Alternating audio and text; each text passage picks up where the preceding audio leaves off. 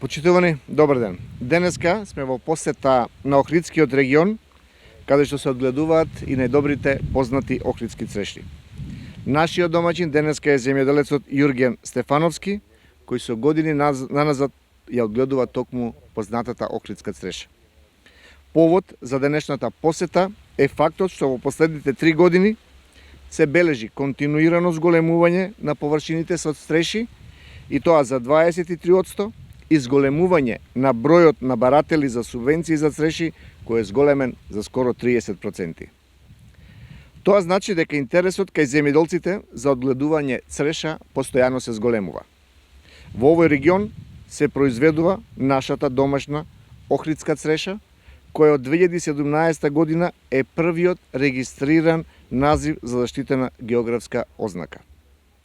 Ние како земја имаме многу домашни земјоделски производи и традиционални специјалитети кои се надалеку прочуени.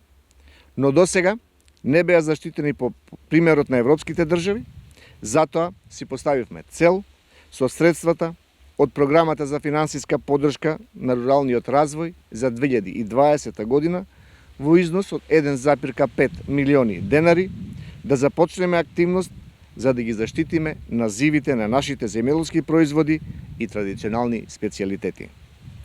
Ја користам оваа прилика токму од Охрид да најавам дека денеска е објавен јавниот повик наменет за финансиска поддршка за изработка на елаборати и спецификации на регистрација за заштита на називот на земјоделските и прехранбените производи со ознака за потекло, географска ознака и ознака за гарантиран традиционален специјалитет.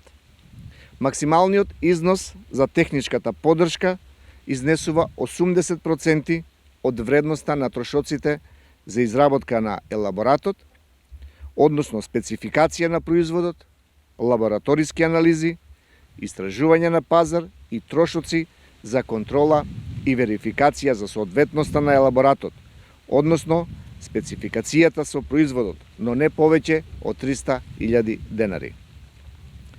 Корисниците на техничката поддршка и субјекти кои може да учествуваат во постапката за доделување на средства за техничка поддршка се група на оператори кои се занимаваат со производство, преработка или трговија на ист земјоделски или прехранбен производ без разлика на нивниот правен облик или состав.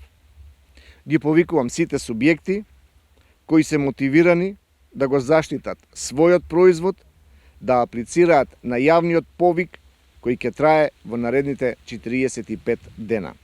Се надевам дека заеднички ќе успееме да го направиме првиот чекор и ќе го надминеме до сегашниот проблем кој главно се однесуваше на изработка на елаборатите. На тој начин ќе овозможиме многу наши домашни земјоделски производи и домашни традиционални специјалитети конечно да добијат заштитена ознака за потекло, заштитена географска ознака или ознака за гарантиран традиционален специјалитет. Благодарам.